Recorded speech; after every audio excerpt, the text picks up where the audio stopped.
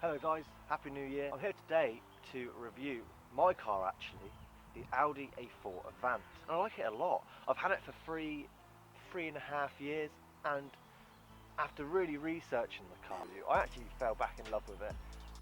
This is the S-Line Executive model. It sports a unique front bumper, front lip, side skirts and a rear diffuser. However, I have changed this front grille because, as you can see, the original one wasn't great. I think this really sets this car off. The S-Line Sport suspension sits 20mm lower than on the standard A4. It accentuates its wide and elongated body. This, coupled with the 19-inch alloy wheels, makes this car stand out from the crowd. When you first enter this car, you are met with these beautiful half-leather, half-Alcantara seats. They are embossed with the S-Line stamp to remind you that this is the top of the A4 family. After finding relative comfort, you may find yourself shifting about trying to find the ignition. This is because it is hidden up here on the dashboard. All you have to do is pop the key in the ignition, hold it in, and the engine will purr into life. The central console features an Audi Symphony radio. It has a built-in 6 CD changer. It's perfect for the Bang & Olufsen sound system that it sports. The central dial and surrounding buttons control the menus, and there is also dual climate control. All of this is connected to the display. However, it's not the prettiest, and it is definitely aging quickly. There is plenty of storage space in the cabin. There are long, deep, but not overly wide door bins. There are coin slots, perfect for the 10-mile tolls. A couple of cup holders making an appearance. There's a little box that I use for my keys. And there is also a central storage compartment. It does contain a 12-volt adapter and an Audi mobile cradle. The glove box is a good size, and it houses the Audi audio music interface. There's also a sunglasses compartment. It's really good actually. I quite like it. You can store one pair in there, but a bit of editing, you can store a lot in there. Oh, these are a bit different. Who's that handsome little fella?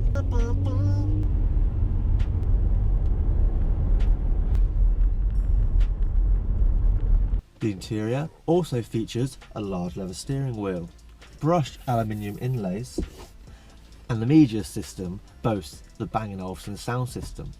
Unfortunately, this car did not come with the built-in sat-nav. However, it did have the bi-xenon headlights option ticked and also the cruise control ticked. Another downside is that the pedals are slightly off-centre to the seating position.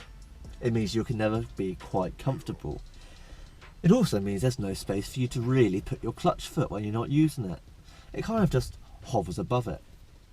You could remedy this by having the auto box instead, but it may make it less fun to drive. There's plenty of space up front. My seat's right back. I've got plenty of room between me and the wheel. There's plenty of room here as well, and I'm 6'1", so you could definitely get someone a bit taller in here. The seat will also go lower to the ground, so I don't think space up front is an issue. In the rear, it gets a bit tight. This is surprising for such a long car. This is my seating position as usual, and passengers struggle to get behind me. There's also the issue of the centre seat. Due to the manual transmission running through the car, there isn't space to put your feet. So after I get over it, you can't put your feet in the middle here, and if I sit up straight, I am on the roof.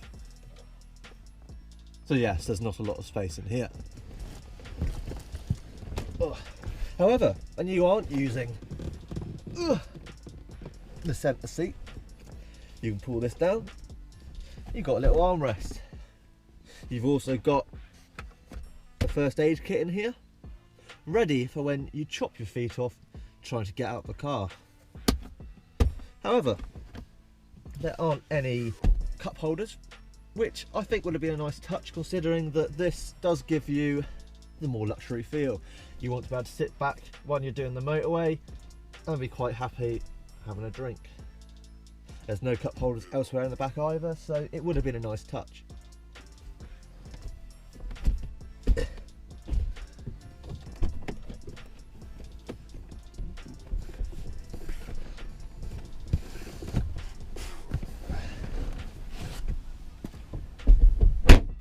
may have found out previously that in the rear of the car you could only fit a couple of dwarfs, but in the boot you could fit all 7 of Snow White's dwarfs, because this car has quite a big capacity. The whole reason I bought an Avant was exactly for this reason. The boot space with the seats up is 490 litres. If you take the seats down, it is 1,430. However, I couldn't fit any dwarfs in the back of this car because I didn't have their consent. But instead I decided that I would use these bodyboards, as you can see, and I managed to fit 36 of these 41-inch bodyboards in the boot of the car. Back around to the front of this car. This is, apart from the rear seats being so small, is another thing that I don't like about the car. And it's absolutely the whole engine. It's a 2-litre turbo diesel, but it only kicks out 143 brake horsepower and 236 pound-per-feet of torque. And to be honest, for such a big car, it's really underpowered. And if I'm honest, I should have gone for the 3-litre turbo diesel, or if you can afford to and you can find one, go for the 3.2-litre petrol. It's just boring. 0 to 60 times of 9.3 seconds.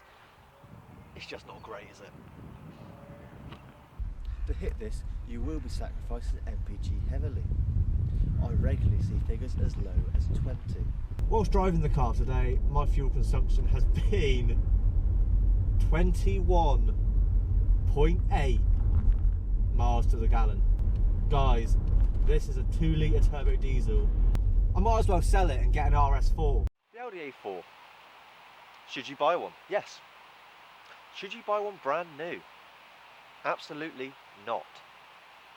I say this because the Audi A4 Avant is stupid money. This, brand new, was around about £33,000. The newer ones, I saw one in Audi the other day in a lovely grey, black edition, etc. But it was £38,000 and I just wasn't willing to part with that kind of money for an A4 Avant. It's crazy. So, what else could you buy with the money? You're looking at the Mercedes C-Class, you're looking at the 3 Series BMW. But I just don't think that the BMWs and Mercedes of this time have the looks that this car does.